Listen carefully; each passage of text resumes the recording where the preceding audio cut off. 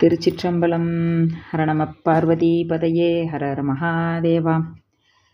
சிவபெருமானுடைய நடராஜ திருமேனி ஐந்தெழுத்தை காட்டுகின்றது என்பதனை ஐந்தெழுத்தாலும் ஐந்தொழில்களை காட்டுவதாகவும் நமக்கு சாத்திர நூல் ஆசிரியர்கள் காட்டியிருக்கின்றார்கள்.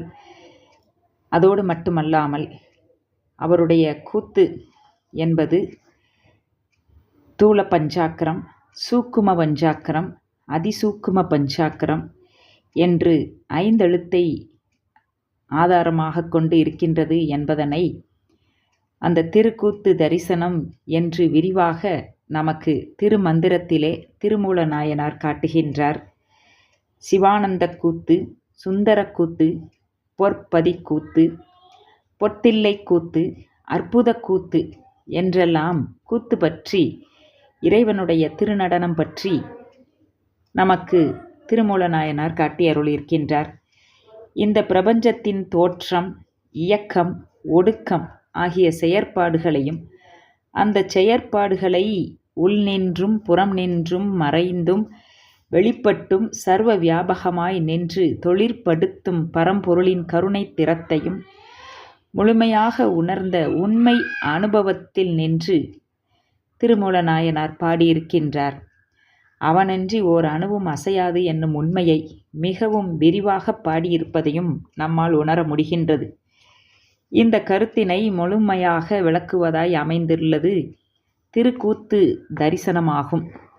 அவர் திருமந்திரத்திலே எங்கும் திருமேனி, எங்கும் சிவசக்தி, எங்கும் சிதம்பரம், எங்கும் திருநட்டம், எங்கும் சிவமாய் இருத்தலால் எங்கெங்கும் தங்கும் சிவனருள் தன் விளையாட்டு அதே என்றும் திரு ஐந்தெழுத்து இறைவன் நடமிடும் அம்பலம் என்றும் கூறுகின்றார்.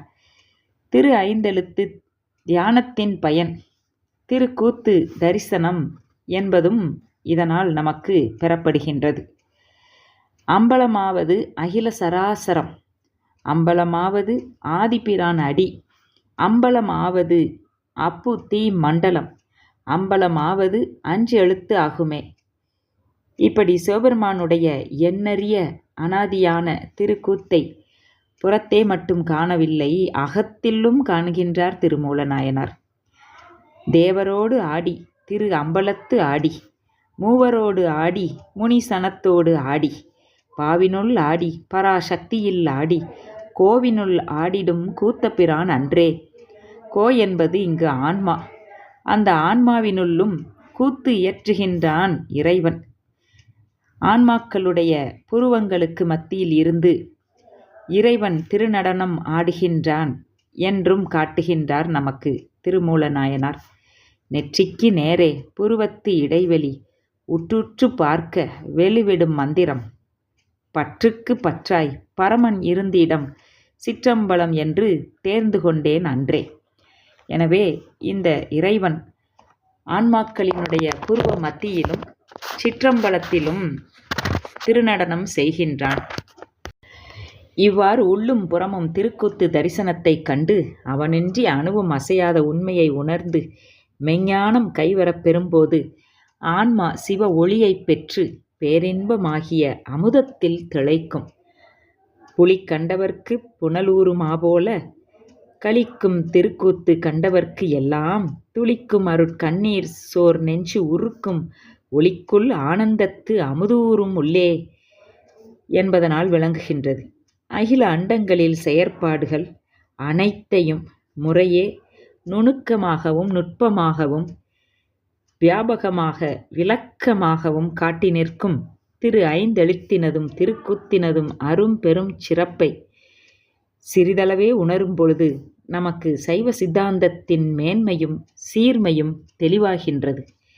எனவே ஐந்தெழுத்தும் இந்த திருக்கூத்தும் எப்படி ஒன்றோடொன்று ஒற்றித்து நிற்கின்றது.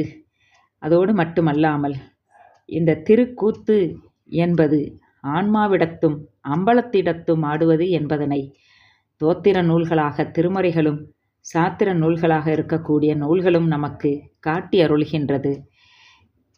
நித்தம் பரனொடு உயிருற்று நீள் மனம் சத்தம் முதல் 5 தத்துவத்தால் நீங்கி சுத்தம் அது சுத்தம் தொடரா வகை நினைத்து சுத்தன் பரன்பால் அடைதல் சித்தாந்தமே என்று திருமூல நாயனார் பகர்கின்றார். கற்பனை கடந்த சோதி கருணையே உருவமாகி அற்புதக் கோலம் நீடிய அருமறைச் சிரத்தின் மேலாம் சிற்பர வியோமமாகும் திருச்சிற்றம்பலத்துள் நின்று பொற்புடன் நடம் செய்கின்ற பூங்கழல் போற்றி போற்றி என்று சேக்கிலார் சுவாமி பெரிய புராணத்தில் பாடி அருளியிருக்கின்றார். திருக்கூத்து திருநடனம் செய்வது இறைவன் நம்பொருட்டே ஆகும். ஐந்தொழில் செய்து நம்மையெல்லாம் இந்த பிறவிக் கடலிலிருந்து எடுத்து எம்பெருமானுடைய அந்த திருவருளில் அழுத்துவதே ஆகும். திருச்சிற்றம்பலம்.